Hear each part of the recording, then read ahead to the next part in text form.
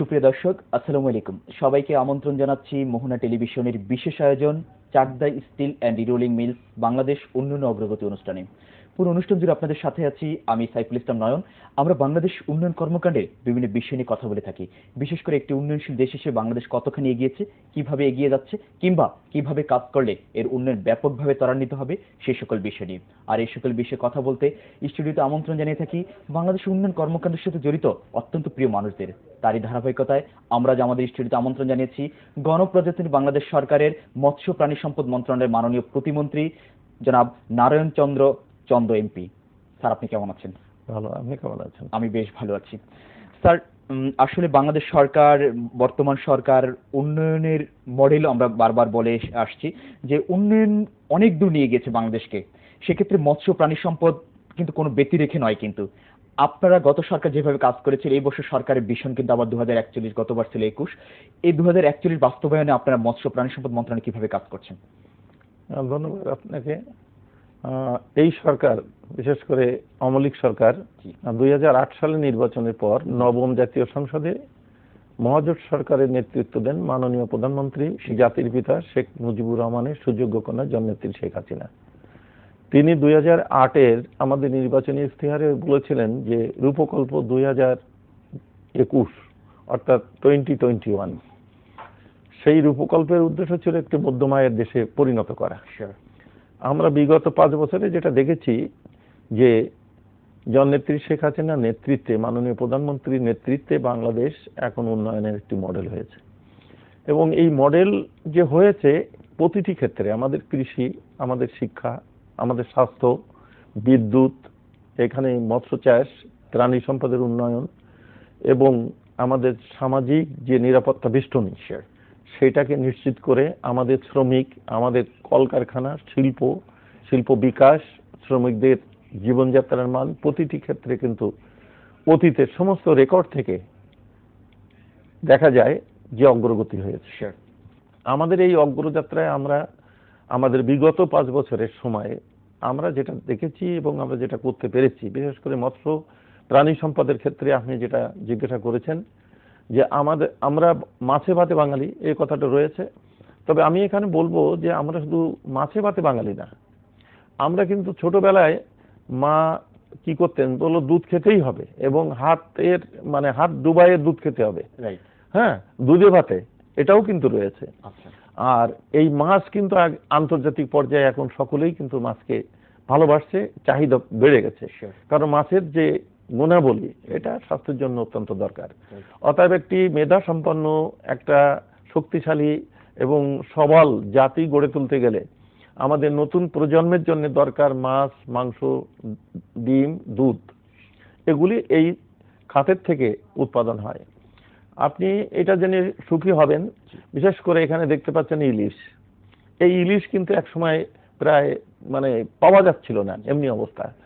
2009 সরকার গঠনের পর এবং পরবর্তীতে এসে এই মৎস্য মন্ত্রণালয়ের থেকে এবং মাননীয় প্রধানমন্ত্রীর নির্দেশক্রমে জাটকা নিধন, যেটা অর্থাৎ ছোট ছোট ইলিশকে বলা হয় জাটকা, বা এটাকে পশ্চিমবঙ্গে বলে খোকা ইলিশ, এইটা নিধন যাতে বন্ধ হয় তার জন্য এর একটা সময় আছে। সেই সময়টাকে কিন্তু আমরা ওই জাটকা ধরা নিষেধ করা হয়েছে। এটা কি পুরোপুরি আমরা করতে পেরেছি? এটা পুরোপুরি আমাদের উদ্যোগটা পুরোপুরি আছে, কিন্তু এর ভিতর দিয়েও অনেকে মাছ ধরে এবং তার জন্য কোস্ট গার্ড, আমাদের যে নৌবাহিনী আছে, তারা কিন্তু যথেষ্ট, পুলিশ বাহিনী, এরা যথেষ্ট চেষ্টা করছেন এবং আমাদের বিষয়টি মন্ত্রণালয় থেকে টেক কেয়ার করছে। হ্যাঁ, টেক কেয়ার করছে এটাকে। এবং আমরা এর জন্য দেখেছেন যে খুব জমকের সঙ্গে আমরা সপ্তাহ পালন প্রচারণা চালাইছি। আমরা বরিশালে যে সেখানে 5-6 হাজার মৎস্যজীবীদেরকে নিয়ে আমরা মিটিং করছি, আমরা ঢাকায় করছি, বিভিন্ন জায়গায় এটা করছি। আমরা একটু প্রাণী সম্পদের দিকে যদি আসি স্যার, আমরা দেখেছি যে প্রাণী নিধন আইন আপনারা করেছেন, যেটা হচ্ছে যে কিন্তু এখনো কিন্তু আমরা দেখছি যে মাঝে মাঝে কিন্তু সুন্দরবন এবং বিভিন্ন জায়গায় কিন্তু এগুলো কিন্তু হয়ে থাকে। কিন্তু স্যার, সেটার কি আপনার কোনো পদক্ষেপ আছে কিনা? এই ব্যাপারেও আমাদের পদক্ষেপ রয়েছে এবং এখন আমরা সুন্দরবনের রক্ষণাবেক্ষণের জন্য সেখানে কোস্ট গার্ড বা স্পিড বোট, বিভিন্ন ধরনের যানবাহনের মাধ্যমে এটাকে নিশ্চিত করার চেষ্টা করা হচ্ছে। তবে আপনি নিশ্চয়ই জানেন যে সুন্দরবন একটা ব্যাপক এরিয়া, যারা করে এরা সেই শিকারীরা, হ্যাঁ, মুষ্টিমেয় কিছু লোক, এরা চুরি করেই করে, এরা ধরাও পড়ছে, শাস্তিও পাচ্ছে। অতএব এটা আমরা সর্বতোভাবে চেষ্টা করে যাচ্ছি যাতে এটা নিধন না হয়। আরেকটি বিষয় হচ্ছে যে আমরা দেখেছি যে আমাদের যে গ্রামে গঞ্জে যে পুকুরগুলো সেগুলো কিন্তু, এবং শহরে অনেকগুলো কিন্তু আমাদের যে ডোবানালা যেখানে আমরা মাছ চাষ করতে পারি, সেগুলো কিন্তু আস্তে আস্তে কিন্তু আপনার কিন্তু সব বিলীন হয়ে যাচ্ছে কিন্তু স্যার। যে আপনারা বলছেন মাছের অবাধ যেটা আপনার বিচরণ, যে এইটা কিন্তু এখন কিন্তু আমরা করতে পারছি না কিন্তু আসলে। না, ইতিমধ্যে কিন্তু এগুলি বিল নার্সারি বা বিভিন্ন পুকুর খনন বা বদ্ধ জলাশয়ে যে সমস্ত খালগুলি ভরাট হয়ে গেছে সেগুলিকে খননের জন্য আমাদের প্রজেক্ট আছে, এবং এগুলি কাজ হচ্ছে, এবং এগুলি ব্যাপকভাবে কাজ ইতিমধ্যে হয়েছে। এবং আপনি এখানে প্রায় 1.5 গুণ মাছ উৎপাদনে, এই যে ন্যাচারাল 1.5 গুণ মাছ হাওড় বাওড়, হ্যাঁ এগুলি, এবং এবারও আমাদের বাজেটের ভিতরে এটা রয়েছে, এবং এগুলি সংস্কার করে সেখানে মাছ চাষের ব্যবস্থা করা হচ্ছে। এবং বিশেষ করে আমাদের প্রাকৃতিক যে মাছগুলি এগুলি ধ্বংস হয়ে যাচ্ছে, এগুলি শেষ হয়ে যাচ্ছে, এগুলিকে সংরক্ষণ করে ওই জায়গায়, এবং ওই সব জায়গায় কিন্তু সরকারিভাবে পোনা ছেড়ে অবমুক্ত করা হচ্ছে। এবং একটা অ্যারেঞ্জমেন্ট করা হয়েছে যে আমরা কিছুটা জায়গাকে রিজার্ভ করে সেখানে আমরা ওই পোনা ছেড়ে দিচ্ছি, এবং পোনাটা ছেড়ে দিয়ে যখন বর্ষা মৌসুম আসছে, বিল টইটুম্বুর হয়ে যাচ্ছে হয়তো জলে, তখন এই পোনাগুলিকে সারা বিলে চলে যাবে, এবং সাধারণ মানে মৎস্যজীবী যারা বা কৃষক যারা বা যারা ওই এলাকার লোক তারাই এগুলি ধরে খাবেন। এবং এই মাছের পোনাগুলি কিন্তু সরকারের থেকে দিয়ে দেওয়া হচ্ছে। এবং এই পদ্ধতিতে আমাদের সাধারণ মাছের উৎপাদনও কিন্তু প্রায় 1.5 গুণ বেড়ে গেছে। এবং আপনি লক্ষ্য করে থাকবেন যে 2, 4, 5 বছর আগে বাজারে মাছের যে সরবরাহটা ছিল এই টাইমে, আপনি তার থেকে কিন্তু মাছের সরবরাহ বেশি আছে। আরেকটি বিষয় হচ্ছে স্যার, যে মাননীয় প্রধানমন্ত্রী কিন্তু এখন কিন্তু প্রত্যেকটি সেক্টরকে কিন্তু ডেভেলপমেন্ট করার জন্য কিন্তু বেশ ওতপ্রোতভাবে কাজ করার জন্য সবাইকে নির্দেশ দিয়েছে। আপনাদের মৎস্য প্রাণী সম্পদ মন্ত্রণালয় তারও ব্যতি রেখে নয়, কিন্তু অন্যান্য যে মন্ত্রণালয়গুলো আছে, সরকার যে আপনাদের সরকার আগে যে ভিশন 2021 দিয়েছিল সেইটা কিন্তু এখন কিন্তু পুরোপুরি কিন্তু বাস্তবায়ন হয়নি বলে আমরা জানি। তারপর আবার 41, আমরা একটু অন্য প্রসঙ্গে আসছি আর কি, যে সেটা সরকার বাস্তবায়নের মানে পথে কি কোনো প্রতিবন্ধকতা আছে কিনা সরকারের এই মুহূর্তে? আপনি একজন মন্ত্রী হিসেবে বিষয়টি কিভাবে দেখছেন? না, সরকারের প্রতিবন্ধকতা কিছু নাই, কিন্তু মানে যেটা প্র্যাকটিক্যালি যাওয়া হয়, প্র্যাকটিক্যালি অনেক সময় অনেক প্রবলেম অ্যারাইজ করে, সেগুলিকে অতিক্রম করেই চলার চেষ্টা করা হচ্ছে। এবং আপনি নিশ্চয়ই এটা দেখেছেন যে কৃষিতে যে গবেষণাগুলি হচ্ছে একটা বিপ্লব ঘটে গেছে, এবং গবেষণা কিন্তু এখনো চলছে।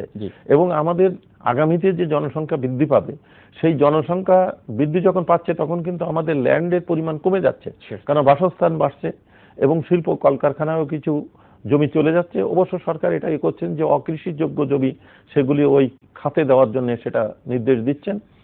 তারপরেও আমরা মনে করি যে আমাদের যে খাদ্য উৎপাদনে এখন আমরা কিন্তু স্বয়ংসম্পূর্ণ, এইটাকে ধরে রাখতে গেলে আমাদের যে অতিরিক্ত জনসংখ্যা আসবে আগামীতে, এই অতিরিক্ত জনসংখ্যা, এবং একটি পর্যায়ে যেটা চিন্তা ভাবনা চলছে যে আমাদের এই গ্রোথ যদি ঠিক থাকে, হয়তো 2030 সালে যে আমাদের হয়তো একটা অবস্থানে আসবো যেখানে আমাদের গ্রোথ আর মানে বাড়বে না, কিন্তু সেই পর্যন্ত আমাদের যে জনসংখ্যা হবে, এই জনসংখ্যার যে আমাদের খাদ্য প্রয়োজন, সেই খাদ্য প্রয়োজনটাকে সাপ্লাই দেওয়ার জন্য উন্নত মানের মানে চাউল অর্থাৎ ধান, এই গবেষণা কিন্তু চলছে। স্যার, আমরা এই গবেষণার কথা আরো শুনবো, তার আগে ছোট্ট একটা বিরতিতে যাবো স্যার।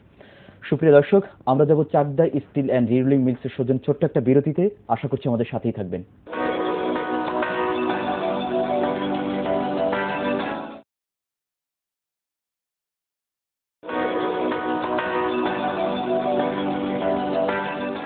সুপ্রিয় দর্শক, বিরতির পর আবারও সবাইকে আমন্ত্রণ জানাচ্ছি Chakda steel and rerolling mills Bangladesh উন্নয়ন অগ্রগতি অনুষ্ঠানে। অত্যন্ত প্রিয় মানুষ আমাদের সাথে আছে, নারায়ণ চন্দ্র চন্দ স্যার। বিরতির আগে যেটা বলছিলাম যে সরকার প্রতিটি সেক্টর ডেভেলপমেন্ট করতে হবে, আমরা এখন একটু জানতে চাচ্ছি যে আপনার মন্ত্রণালয় নিয়ে আপনার কি ভিশন আছে আর কি?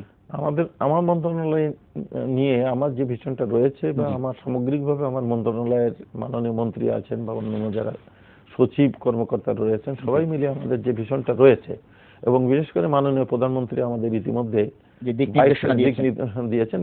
22 মে উনি আমাদের সঙ্গে বসছিলেন এবং প্রায় 3 ঘন্টা ছিলেন, সেখানে দিক নির্দেশনা দিয়েছেন। এই মন্ত্রণালয় একটি ব্যাপক মন্ত্রণালয়, এবং সমুদ্রের থেকে আরম্ভ করে একেবারে প্রতিটি মানে মফস্বল পর্যন্ত এখানে আমাদের যে ভিশন রয়েছে যে আমাদের যেমন মানে হাজা মাজা পুকুর থেকে আরম্ভ করে খাল, নদী, নাল, এমনকি সমুদ্র, এই সব জায়গায় আমাদের মাছের উৎপাদনকে ধরে রাখা এবং মানে যে সমস্ত প্রজাতি হারিয়ে যাচ্ছে সেগুলিকে পুনরায় মাননীয় প্রধানমন্ত্রী আমরা দেখি মাঝে মাঝে কিন্তু এই যে মাছের অবমুক্তকরণ সেটা কিন্তু এটা করছেন, এবং সমুদ্রে গবেষণা করে কি পরিমাণ মাছ আছে এবং এই মাছ কি পরিমাণে ধরলে মাছের বংশ বৃদ্ধিতে বাধাগ্রস্ত হবে না, এর জন্য কিন্তু আমরা একটা জাহাজ মালয়েশিয়া থেকে আমরা আনবো এবং সেটা তৈরি হচ্ছে, ডিসেম্বরের ভিতর পৌঁছাবে বলে পরিকল্পনা নিয়েছে। হ্যাঁ, পরিকল্পনা নিয়েছে এবং আমাদের যে সমস্ত প্রজাতির মাছগুলি মানে প্রায় শেষ পর্যায়ে সেগুলি কিন্তু নতুন ভাবে গবেষণা করে, আমাদের কিন্তু গবেষণা কেন্দ্র আছে, সেখানে গবেষণা করে, যেমন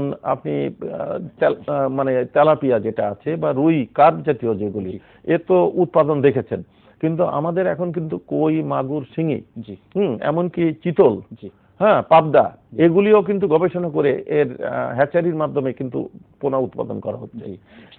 আমাদের পার্শে মাছ দক্ষিণ অঞ্চলে যেটা, এটারও কিন্তু পাইকগাছায় একটি গবেষণা কেন্দ্র আছে, পার্শে মাছ, সেটাও করা হচ্ছে।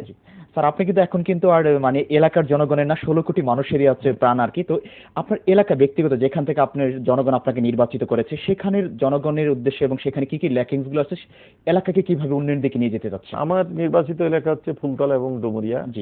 এই এলাকাটা মূলত কৃষি প্রধান এবং এখানে কৃষি মানে অর্থাৎ মাছ, ধান চাষ, সবজি চাষ এবং ফল, আর ওখানে কিন্তু আছে লাইভ স্টক যেটা অর্থাৎ গরু, এটাও যথেষ্ট রয়েছে এবং এই দিক থেকে কিন্তু অত্যন্ত সমৃদ্ধশালী। বলতে গেলে খুলনা জেলার ভিতর সব থেকে প্রোডাকশন ওই 2টা উপজেলায়।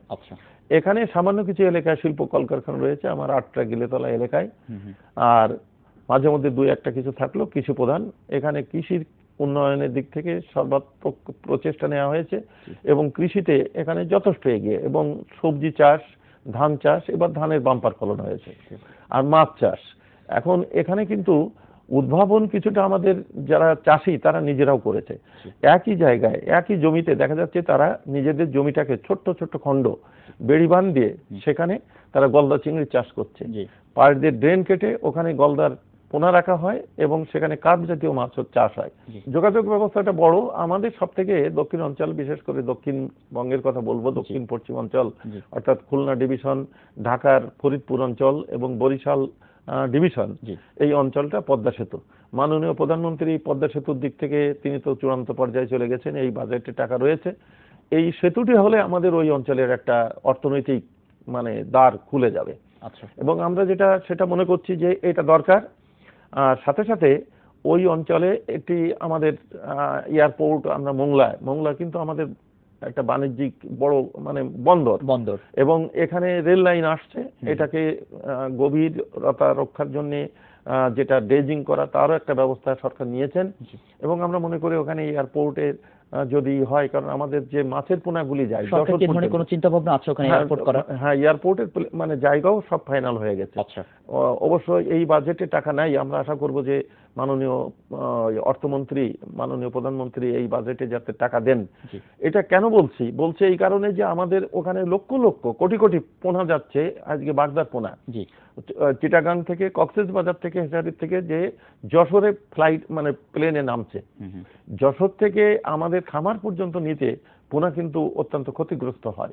মানে অনেক পোনাই সেখানে মারা যাচ্ছে বা তার সে সুস্থ থাকছে না। এই জন্য যদি আমাদের মোংলার কাছে যে অর্থাৎ খুলনার একেবারে অব্যবহিত পাশেই, এটা বাগেরহাটের মধ্যে পড়েছে, নোয়াপাড়া জায়গায়, সেখানে এই বিমানবন্দরটা যদি হয়, আভ্যন্তরীণ ওঠানামার ব্যবস্থাও যদি থাকে, তাহলে মৎস্য চাষে কিন্তু একটা বিরাট রকমের আমাদের সুবিধা হবে। স্যার, আমরা গত সরকার আমলে দেখেছি যে সময় দেখেছি যে আমরা দেখেছি ঢাকা যে চিড়িয়াখানা আছে সেখান থেকে একটু অনিয়মের কথা আমরা শুনেছি এবং দেখেছি আর কি, আগের মন্ত্রী কিন্তু সেখানে কিন্তু প্রতিবাদও করেছে, কিন্তু এগুলোকে আপনারা টেক কেয়ার করার জন্য কি নিজেরা কোনো মানে পদক্ষেপ গ্রহণ করেছেন কিনা বা করবেন কিনা, এখানে যদি কোনো অনিয়ম দেখেন আর কি? হ্যাঁ, এখানে আমরা নিজেরা, যেটা আমি ব্যক্তিগতভাবে 2বার ওটা ভিজিট করেছি এবং আলাপ আলোচনা করেছি এবং আমরা ইতিমধ্যে ওইটা পর্যবেক্ষণ করার জন্য বা অনিয়ম যদি কিছু থেকে থাকে বা অসুবিধাও যদি কিছু থেকে থাকে সেগুলিকে অপসারণ করে কি করে ভালো করা যায় তার জন্য আমরা অনিয়মকে কঠোর হস্তে দমন যেটা, সেটা করার জন্য আমরা পদক্ষেপ নিয়েছি এবং এই তথ্যগুলি সংগ্রহের জন্য আমরা একটা ব্যবস্থা গ্রহণ করেছি, দায়িত্ব দিয়েছি কিছু লোকের পরে। আচ্ছা আচ্ছা, এখন হচ্ছে যে আমি সর্বশেষ আসবো যে আপনাদের মাননীয় প্রধানমন্ত্রী যে ভিশন ঘোষণা করেছে সেখানে আপনাদের অনেক হাত আছে আর কি, কিভাবে কাজ করতে চাচ্ছেন এবং কিভাবে কাজ করে সেই ভিশনটা আমরা মানে একেবারে পৌঁছতে পারবো আর কি, আমাদের লক্ষ্যে আমরা পৌঁছতে পারবো। হ্যাঁ, মাননীয় প্রধানমন্ত্রীর ভীষণ যেটা, সেটা আমাদের সেদিন স্পষ্টভাবে উনি আলোচনায় বলেছেন যে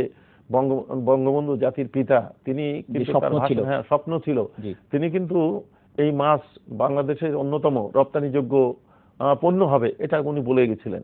তো মাননীয় প্রধানমন্ত্রী যে কথাটা বলেছেন অত্যন্ত সুন্দর কথা, যে মাছ উৎপাদন করি আমরা আমাদের এই জায়গায়, আমাদেরই পোনা, আমাদের জায়গা, আমাদেরই লোক উৎপাদন করে, এর জন্য বাইরে আমাদের কোনো মানে কোনো কিছু আনয়ন করার কোনো দরকার হয় না, আমার কোনো জিনিস আনতে হয় না। অতএব আমার দেশের উৎপাদিত পণ্য আমি যদি রপ্তানি করি, এর 16 আনাই কিন্তু আমার প্রাপ্তি।